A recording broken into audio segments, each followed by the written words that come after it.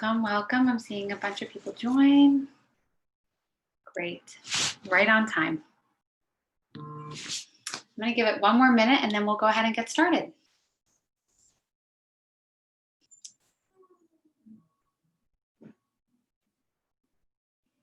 Great, welcome everyone. Welcome, welcome.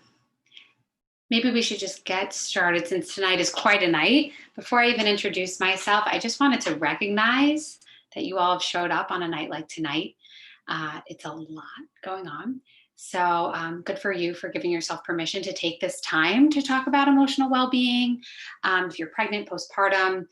I'm Elizabeth Barron. I'm here from the Motherhood Center tonight. I'm a therapist in Manhattan in New York City, both at the Motherhood Center and in private practice as well. Of course, all virtual now. I also work in the External Relations Department at the Motherhood Center, where we go into communities as such, like the Hatch, to try and educate and destigmatize maternal mental health specifically.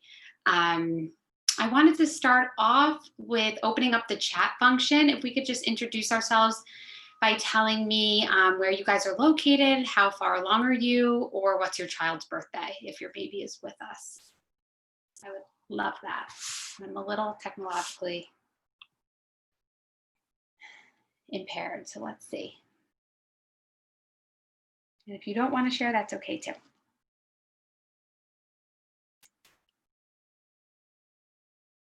Great. Welcome, Morgan.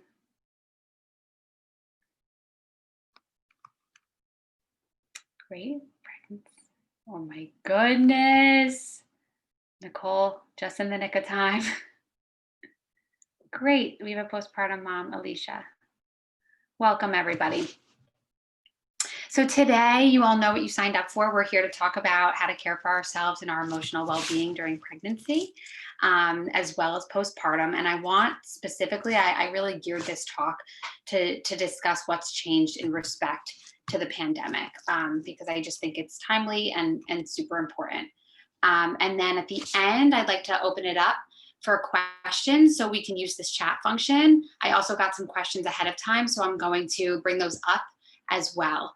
But feel free to jump in, ask questions, and I will ask you all at certain times. So again, welcome. I wanted to spend a few minutes up front just talking about the Motherhood Center. I'm seeing more people join, great.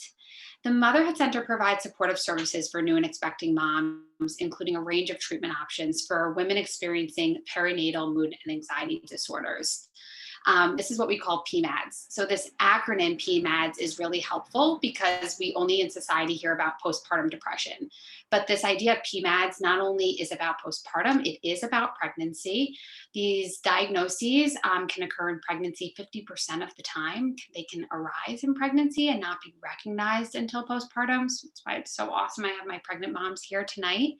Also, what PMADs does for us is it encompasses so much more than just depression. It's anxiety, OCD, trauma, PTSD, bipolar disorder, and in most severe cases, psychosis. So whether you're looking for a support group for new moms, individual therapy, or a day program for moderate to severe PMADs, the Motherhood Center offers something to every woman and family making the transition to parenthood. We were born, the center, in March of 16. Since March of 2020, we've all been virtual. And I wanted to spend a quick minute before we really dive in, differentiating between normal sort of emotional experiences that are going on for us in the postpartum as we become a mom, and then what also tends to be something where we should ask someone for help. So becoming a new parent is stressful, and some difficulty adjusting to parenthood is considered normal. Normal postpartum adjustment involves symptoms similar to the baby blues, feeling sad, irritable, exhausted. Someone wrote in saying, I'm crying at the drop of a hat. I'm just crying even if things are cute. This is all very normal and very hormonal. It's likely that most new mothers experience some of these symptoms during the first few months after a child's birth. However, if these symptoms are interfering with mom's normal coping abilities, functioning, or parenting, something more serious like a PMAD may be happening. Research suggests that 1 in 5 moms, new and expecting moms, will experience a PMAD with either mild, moderate, or severe symptoms.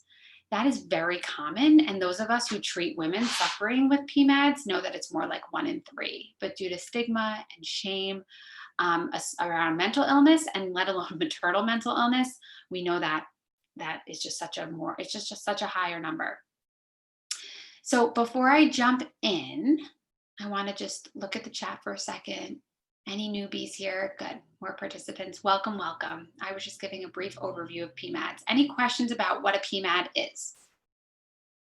And we're going to go through it a little bit more later. Okay.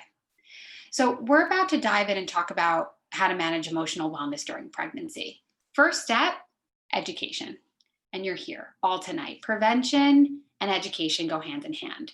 We have to know the signs and symptoms affiliated with PMADs and have our partners and our family and our friends know what to look for also to help prevent. PMADs are the #1 complication affiliated with birth. That's higher than gestational diabetes and preeclampsia. If we were all in Hatch's beautiful basement right now, where I used to do talks in person, I would ask you all to raise your hand and say, who's been tested for gestational diabetes and preeclampsia in pregnancy? Someone in this group might have it. I had both with my daughter. But how rare is it to really be asked by your practitioner how you're doing emotionally? So if we all know what PMADs look like from people like us at the Motherhood Center and many other perinatal experts out there, then we can introduce early intervention and support new and expecting moms to feel better. My hope is after tonight, the more we know what PMADs look like, the more we share our collective experiences with PMADs, the more we destigmatize them, we make it so much easier for women to go seek treatment. So here we go with our mental health check-in. I wrote out a bunch of thoughts, some pointers, and I thought we would just jump in. So #1, it's common to be worried between visits, and counting the days between visits is normal. Wanting the reassurance that everything is okay is normal.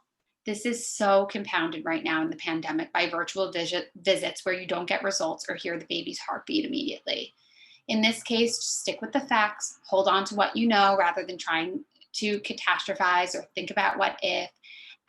Stay in the present the best you can. Perhaps we can come up with some mantras as a group later on too. #2, we all have a baseline of stress. What I mean is some people are higher stress than others. And once you get away from that baseline, the more anxious you may be feeling. If you start to feel more overwhelmed than normal, if your sleeping is off, although remember you're growing a human inside of you, most of you, which takes a lot of energy. And for you, Alicia, you're taking care of a little human, which requires so much energy. If your eating has changed drastically, consider checking in with us at the Motherhood Center or a therapist to get a mental health checkup. #3, there's no right or wrong way to feel. Let yourself feel sad or disappointed at times. It's understandable that you might be feeling disappointed or robbed from the more fun aspects of pregnancy. I hear all the time, this isn't what I signed up for. You're right. Much of this is a form of grieving. Make room for these feelings. Make space for each other to feel negative feelings. These can be small, like I'm bummed I didn't get a sonogram today in person and didn't get to see the baby, to larger feelings like I'm angry at the government for not being more prepared kind of feelings. Even feeling happy about your baby can make you feel guilty right now when there's so much sadness and loss in our world. Please give yourself permission to feel all of these feelings. #4, throw away the idea of should. If I could eradicate the word should, I really would from the dictionary. These thoughts in your head that say I should feel blissful, I shouldn't be angry, I should just feel grateful. These are all ways of talking out your feelings. #5, we're all going to do this differently. Social comparison can be a hindrance to your mental health. I just want to say that again. I'm going to do this a few times tonight. Social comparison can be a hindrance to your mental health. If another couple is doing it differently than you, that's okay. Limit your exposure to social media if it doesn't feel good. You do you and be where you're at. #6, feeling alone and asking for help. Actually, this goes with my #7. It's all about practice asking for help now, today, right now, and ask partners to do the same. So remember, you may resist asking people for help generally. It may be compounded now, especially when other people are going through so much too. But we have to start to move past this idea that asking for help is a sign of weakness. Remember that it's a gift to allow other people to let them help you. So it can be picking out items for the baby. For example, my husband loved doing research about monitors. Let him do that. Let friends make you meals if they're able. Let them buy you groceries, postpartum supplies. Do a Costco run. Ask parents or friends to text you encouragement. Ask a friend to put together a baby album. I had someone tell me in one of my sessions last week that they asked their friends to help them write thank you notes, which my response was, I hope you don't feel so obligated to send thank you notes during this time, but I want to be mindful. I want to ask maybe Alicia or someone else here, it might be their second baby. I want to open it up for the floor. Other ideas for those of you in the postpartum that wish you asked for help differently while you were pregnant to prepare for the postpartum. Any ideas of how or what? Give it a minute.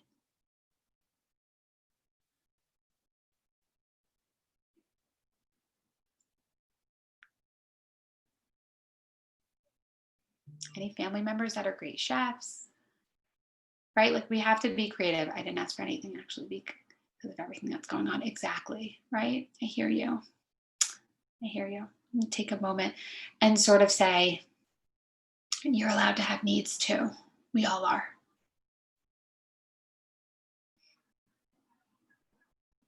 Amazing.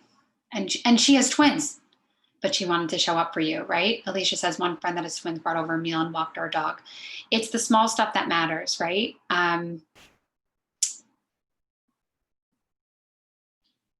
Thanks for sharing, Alicia. This is a really important point, number 8. Talk about the division of labor before the baby is born. In the beginning, especially for breastfeeding moms can feel overwhelmed and miss the ways they feel in control. That can take the form of the right way to the exclusion of partners feeling like they can't do anything right. Figure out how your partner can feel like they're helping since they can't breastfeed and they can't pump. It may be something like getting snacks or always having water on hand while mom's breastfeeding or pumping. Go through the 5 languages of love. I'm happy to send some resources after the fact and find out what each partner might need. For one, it might be words of affirmation. You might want to be told every single day, you're doing a great job, mama. But for others, it might be acts of service, bringing you breakfast in the morning, making you coffee. Figure these things out now, knowing they might change after the baby is born so you can start practicing. I got a question ahead of time from the Hatch girls that someone asked, how do you manage your emotions when you and your husband are disagreeing on decisions regarding your future child? I want to answer it now. This is a really tough one. Your relationship is changing and that can feel difficult and scary too. We can't forget that our partners too come into the realm of parenthood the way we do as mothers with their own experiences. It's important to practice active listening with one another to ensure both feel heard, but to also spend time considering different expectations that both of you are bringing into your new little family, where those come from. Have a better understanding might help ease your emotions as you're trying to have some sort of dialogue conversation. There was a beautiful article written by an author named Jancy Dunn. She wrote a book, if you don't have it, get it, called How to Not Hate Your Husband After Kids. I can also send some links. But she wrote an article about 2 weeks ago in the Times all about active listening with partners, and it was really helpful. I'm going to try and copy and paste it when we're done. Number 9, being kind and compassionate with yourself, doing the best you can is good enough. Come up with a mantra as it can try and help squelch some of these I'm not good enough thoughts and feelings. Put it up on your fridge, put it up in your bathroom, share it with your partner, whatever you need to know, you're good enough. Number 10, self-care is so important right now, but practicing it is not necessarily how can other people take care of you. We also have to think about how you can take care of yourself right now based on, again, what Alicia's describing and this hopelessness feeling about what's going on in our world. We have to find some things that don't involve the way you relied on tangible things in the past, like massage, manicures, pedicures, whatever it was for you. Maybe now you can journal or take an extra long shower with your favorite music, take a long walk, light a candle. What makes you feel good? Next, these are the most important. Feelings of overwhelm are normal. Some of our tangible support systems may not be available right now. Virtual doulas can give you tips. via FaceTime and Zoom, both before and after the baby comes, so you feel more comfortable before and after the baby comes. That can help you feel more prepared. But we also have to think of different ways you're going to cut yourself some slack. If you have a toddler, be okay with more screen time right now. You're not going to make 5-course meals once the baby is born. We know this. Next, 12. Decision fatigue is real. I want to repeat that one again. Decision fatigue is real. Thinking through all of the decisions around pregnancy and postpartum normally are very overwhelming. Very overwhelming. Adding to these questions about safety of the baby, toddlers, grandparents, coming up with decisions becomes such a heavier burden these days. Planning is good, but hold true to the idea that things might change and things might get better. And lastly, I'd love if you all would figure out your level of comfort with visitors. It's different for everybody, and it helps to really, really ease some of the emotional instability that we expect about the postpartum. Before we dive into the postpartum, I'd love to pause. Questions?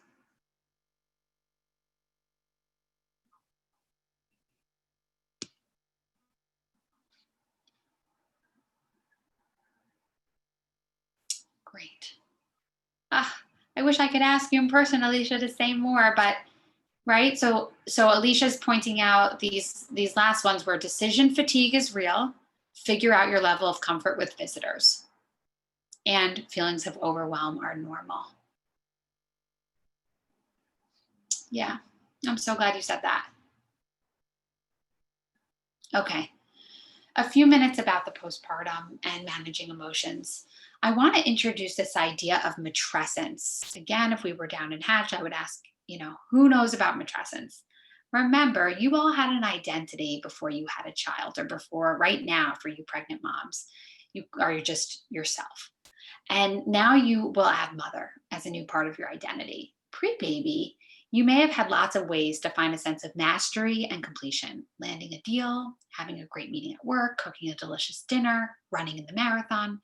Parenthood does not provide the same kind of instant gratification or reinforcement. You may not be able to have that same sense of accomplishment that you used to right now, and that can feel really disempowering. It's okay to grieve that freedom and spontaneity. It's okay to miss your old life before your baby and your old self. That may feel like it's being taken away, and especially with the restrictions due to COVID, I think I can say from experience as well, your freedom may feel even more limited. But there's a term that I hope is helpful in this shift in identity. It's called matressence. Think about adolescence, right? Sounds familiar. This physical and mental change that happens when we become a mother, this life transition, is happening to our bodies, minds, and identity all at the same time. So again, adolescents, they go through puberty, they get pimples, they're moody, they don't like their parents, right? Like all of these things happen for adolescents that we know. But when a mom becomes a mom, we're too unfortunately focused on the baby and their development and who they are, because we live in a baby-centric society. So we lose a sense of control. But I think it's so important that we start to talk more about what's going on for our bodies, our minds, our emotions. It just helps us understand again and predict this experience that we're all having as we become parents. Number 2, your birth process. Give yourself permission to grieve. You've heard me say permission many times. Obviously, you can tell that's a hot word at the Motherhood Center. Give yourself permission to grieve if you didn't get the birth experience you wanted. Or that you're going to get. It's important to take the time to acknowledge if you've had something taken away from you, like having a parent there, if that's the one extra person after your partner, not having your partner during your birth or in recovery, not having your doula in the room, whatever the way it was in which you dreamt of it happening. Dealing with challenging policies and regulations in the hospital and more can result in feelings of grief, even if you and your baby make it out safe and sound, which you will. Rationalizing that you should not be having these feelings does not make them go away. I want to say that again. Rationalizing that you should not be having these feelings does not make them go away. People may say things that are so dismissive and invalidating, such as, well, the only important thing is that you have a healthy baby. Again, I wish I could ask you all to raise your hand. Find other people to talk about your birth story and your recovery. This is a great place to do that. And so are our support groups at the Motherhood Center. Number 3, being a mom right now. Being a mom is hard in normal times, and even more so during this time in history. Your postpartum plans may have included having parents coming to visit and stay, having friends help you around the clock. You may have expected to have more support, both emotional, tangible. You may feel sad, even heartbroken that you haven't been able to share this new life with your family and friends. Finding a few silver linings can help, but really the sense of loss and grieving is real. Allow yourself to feel the negative feelings without pushing them away. Number 4, if you're struggling with your mental health right now, that's totally understandable. Isolation, lack of social support, stress, and anxiety can be predictors of postpartum mood and anxiety disorders. But in today's world, social isolation and stress are the status quo. It's understandable that you may be feeling overwhelmed, lonely, and anxious. Number 5, you may also feel at a loss because what you thought would be a time of comfort and exploration with your baby has been sidetracked by the pandemic. We're not doing things like shopping and being social and these things that you probably looked forward to. Even putting your baby on your chest and going to your nearest coffee shop, right? It's different. It's sad. You now have to figure out delivery options, cancel flights, deal with other added stressors you didn't expect. Again, permission to think about this as loss. Lastly, breastfeeding. Breastfeeding is hard for about 75% of people we come into contact with at the center. And issues may include oversupply, undersupply, latch issues, mastitis, so much more. These may lead to feelings that you're already doing something wrong or failing. You're not alone in breastfeeding not being easy or natural, and being extra kind with yourself is so important. So a quick self-care check. Ask yourself, would I be feeling this way if it weren't the pandemic? It's understandable that you have feelings of overwhelm and grief, but it is important to consider the degree to which these feelings are impacting you throughout your day.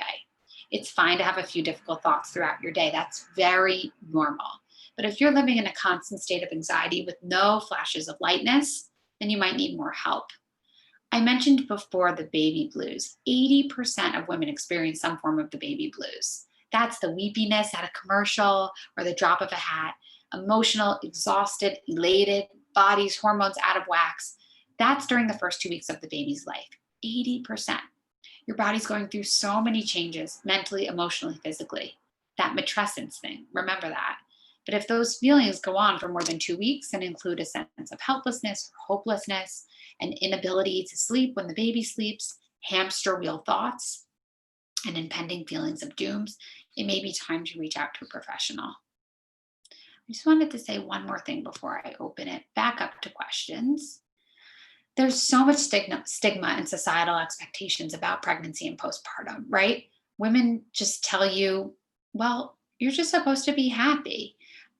Social media is overflowing with posts of happy, beautiful, pregnant new moms, sort of green juice, 3 kids, climbing all over them. They look great. It can be really, really difficult. And women might be asking themselves, what's wrong with me? Why am I the only one who feels this way? There's usually some secrecy, sometimes within families or friend groups, right? And many of the times, doctors also don't ask the important questions. The like, how are you doing? The real, how are you doing?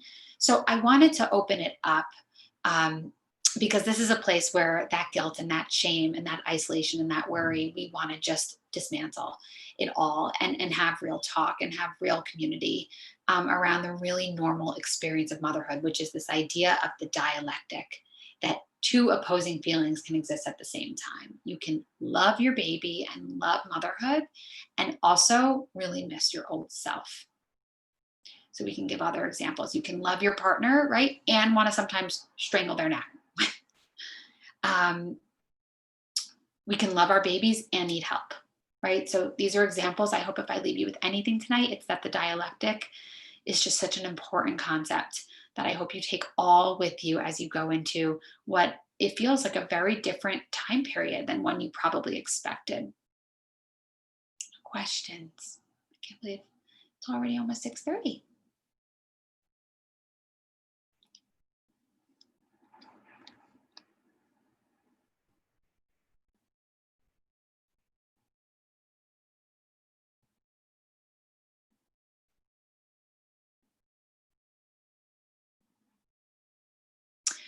Okay, I love that. Now that I've gone through my own postpartum journey, I always tell my other first time mom friends, it's okay not to love the newborn life. We know you love your baby, but it freaking sucks sometimes. Yes. Thank you for saying that. It does. It does suck. And you can still love your child. It can be both. Exactly. So really, we talk about this all day long at the Motherhood Center.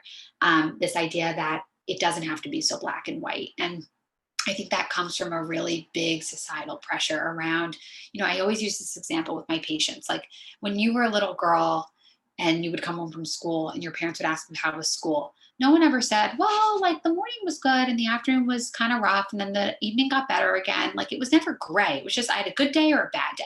So we're just so programmed at a young age to put things in boxes, good, bad, happy, sad, positive, negative. But it can be both.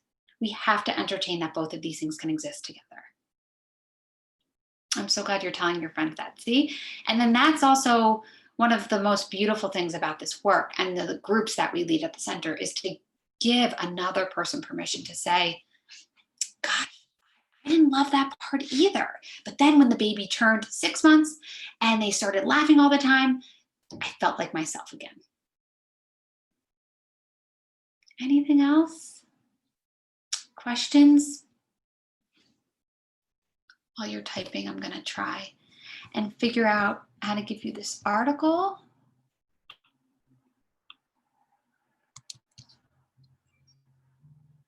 Yeah, it's very overwhelming. You expect it going in, but there's no way to prepare really.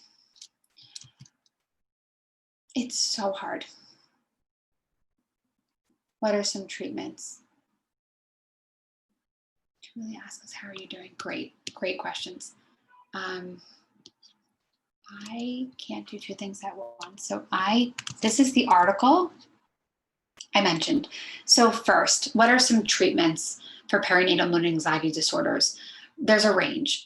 It depends how acute your symptoms are. So for mild to moderate symptoms, we have support groups open to the public. Actually, right now, the fact that we're virtual is actually beautiful in that we can welcome people all over the nation as well as international. So these support groups are talking about all of these themes that I mentioned tonight. It's with new and expecting moms. We have a pregnancy support group. We have a mothers of color group. We have a pregnancy loss group. We try to sort of meet everyone where they're at and have something so that it feels really easy to have conversations like this in a place where it feels safe and where you feel heard and seen. So that's for mild to moderate. For moderate symptoms, we have individual therapy at the Motherhood Center, just like therapy out in the world with any other practitioner. The difference is that this once a week or sometimes twice a week, 45-minute sessions are all with perinatal trained, meaning everything we're talking about tonight as it relates to the perinatal time period, pregnancy, postpartum. So it's really an individualized specific treatment, which is great for moms that are in it. We also have medication management. So sometimes people see both a therapist and a reproductive psychiatrist, and sometimes just a therapist, and sometimes just a reproductive psychiatrist. Depends on what your needs are. But we have unbelievable reproductive psychiatrists that are helping moms to either stay on medication that's necessary for their mental health and well-being, as well as the babies, both in pregnancy and postpartum. And then lastly, for more acute women that are really having a hard time getting out of bed, caring for themselves, getting to work, caring for themselves and or baby, we have this day program that is an unbelievable resource that's basically for women. It's a step up from therapy one-on-one and a step down from inpatient hospitalization, where basically we have a cohort of moms that come together for like 4 to 6 weeks every day on Zoom. It used to be in person for 5 hours a day. Now it's on Zoom 3 hours a day. We use all different modalities of treatment that we know work beautifully for moms. These are DBT, CBT, IPT. And then we also have a nursery, an on-site nursery when we're at the Motherhood Center, but our nursery director comes on, talks to mom, is there for baby. And then we have art therapy, yoga, restorative movement, all of these other modalities of treatment that we believe are a great adjunct to therapy. So this day program, again, is all virtual now, and it's what we're most known for. It's what we're most known for at the Motherhood Center. Lean on family and friends and your partner, 100%. If anything, can we educate them on PMADs? Because often also I want to point out when one has a PMAD, it can be really hard to sort of look in the mirror and say, I need help, as we know about most women in general, especially new moms. But if they're the ones to say, hey, you haven't slept in a few days, your appetite is wrong, you're crying all the time, right? You're not yourself. It can be unbelievably helpful to have someone else help you make that really courageous first phone call. I need help. How do we bring up to our OBs that and to really ask us, like, how are you doing? Okay. Well, I work a lot in treatment with my expecting moms about empowering them to have their voice in that room with their OB or their midwife or whomever is delivering their baby. I think so often we feel like we're doing something wrong. We have to be the patient.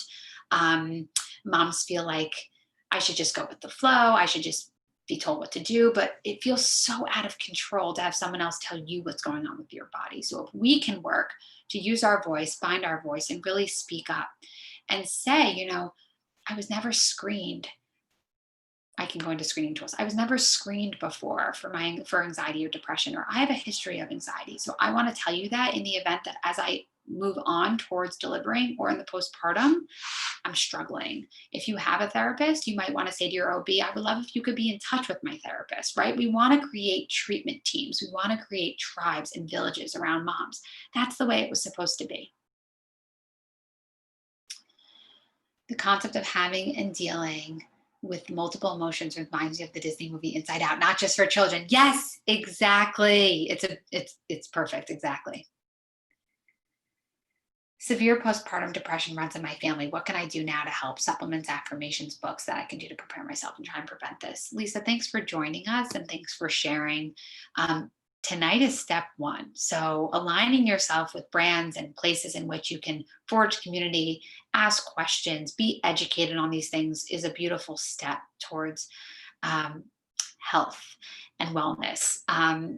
We at the Motherhood Center get this sort of example all the time in that it's really helpful to come in for a consult, to forge a team, to create a team, to get the right people in your court.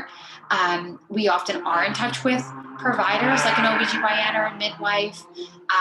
We also are often sort of watching mom as they go through pregnancy, because in the event that we were able to set up a team and have ammunition in our back pocket before the baby even arrives, you're so much better well off. So I commend you for being here. I also do want to give you this book that's written by our founder at the Motherhood Center called What No One Tells You, The Emotional Guide to Pregnancy and Postpartum. So I will figure that out after I read the rest of your question.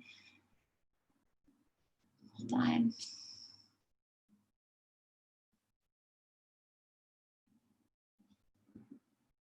Jamie, I had a difficult time last postpartum. Should I expect the same experience? I know it's different for every pregnancy. I have a therapist now, and last time I did not, so that makes me feel better. But no, I still need to feel the feelings 100%. I work with so many moms who come into treatment for their second, sort of to say, hey, look, I didn't love the way it went the first time. I was not prepared. I was angry. No one fucking told me, excuse my language, what this was going to really be like. Can you help me now? Can this experience be different, look different? The answer is yes, yes, yes, yes, yes. There are some beautiful articles I'd be happy to also send you after about having a second after a PMAD. We're actually about to start a support group for that topic at the Motherhood Center. That's how common this question is, Jamie.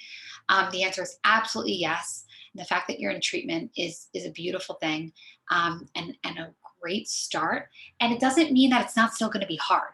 Like, I think I really would not want to be provoking this idea that oh, you're in therapy and you already have this experience, you know what to expect, it's going to be easy. No, it's going to still be hard, but you're going to have tools in your toolbox. You're going to have support.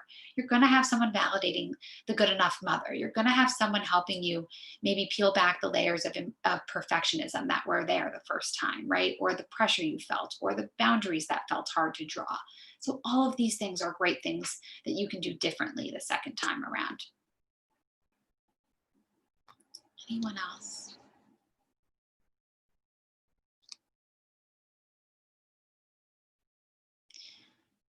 I want to write in this chat my direct email. Everyone can contact me at the Motherhood Center. You can call us at 212-335-0034. You can follow us on Instagram. You can subscribe to our newsletter. We love the Hatch, and we're so grateful to be here tonight. We will be back in December to have another talk. And I just wanted to take a second and Alicia, wish you well in the postpartum and your baby. 4 months is hard, but I'm so glad you're here. And to all of my pregnant moms, you have got this. You have got this. And if you don't, that's okay too. That's what we're here for. Anything else?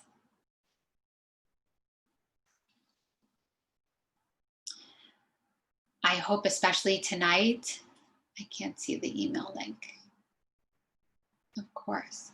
What do you mean the email link? This? Baron at the Motherhood Center?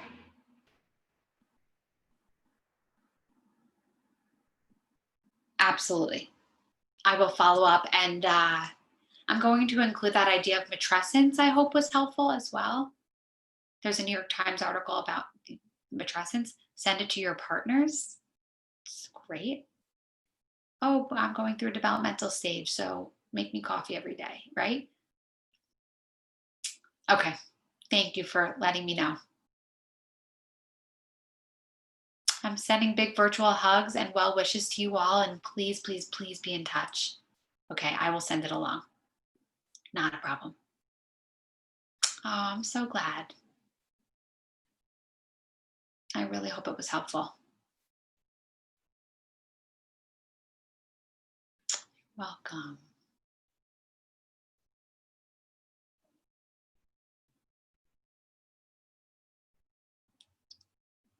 Thank you all so much for joining.